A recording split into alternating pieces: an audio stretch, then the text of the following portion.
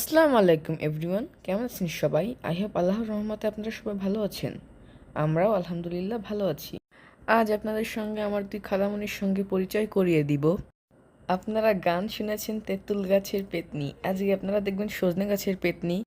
তো ঈদের সময় যখন খালামণিরা আমাদের বাসায় এসেছিল, তখন আমাদের গাছে অনেক সজনে হয়েছিল।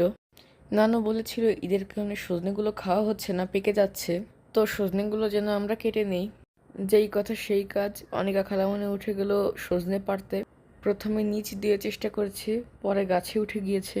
এই কারণে বললাম সজনে গাছের পেতনি। দেখুন খালামণি একদম গাছের মাথায় উঠে গিয়েছে। ওনাদের বাড়ি গ্রামে কিন্তু উনি থাকেন শহরে, তারপরেও কিভাবে গাছে উঠে গিয়েছেন আমি তো দেখে অবাক। আর নিচ থেকে শোভা খালামণি হেল্প করছিল। প্রথমে শোভা খালামণি সজনেগুলো আমাদের ওই সাইডে নিয়ে গিয়েছিল, যার কারণে খালামণিকে ডবল খাটতে হয়েছে। ওই ডালগুলো আবার এই পাশে নিয়ে আসতে হয়েছে। নানুর এই পাশের গাছগুলো অনেক বড়, যার কারণে ছায়া আছে। তো ছায়ার ভিতর বসে বসে সজনেগুলো খালামণিরা সুন্দরভাবে ছিঁড়ে নিয়েছে। আপনারা কারা কারা সজনে খেতে পছন্দ করেন? আমি কিন্তু একদমই পছন্দ করি না। আমার তেমন কোনো সবজি ভালো লাগে না, এটা আমার একটা ব্যাড হ্যাবিট।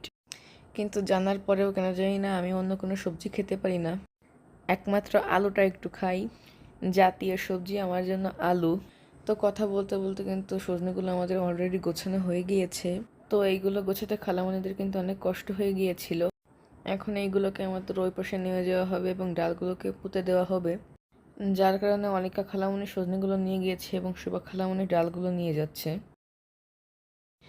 তো কষ্ট করে ভিডিওটি দেখার জন্য ধন্যবাদ। সবাই ভালো থাকবেন, সুস্থ থাকবেন। আল্লাহ হাফেজ, আসসালামু আলাইকুম।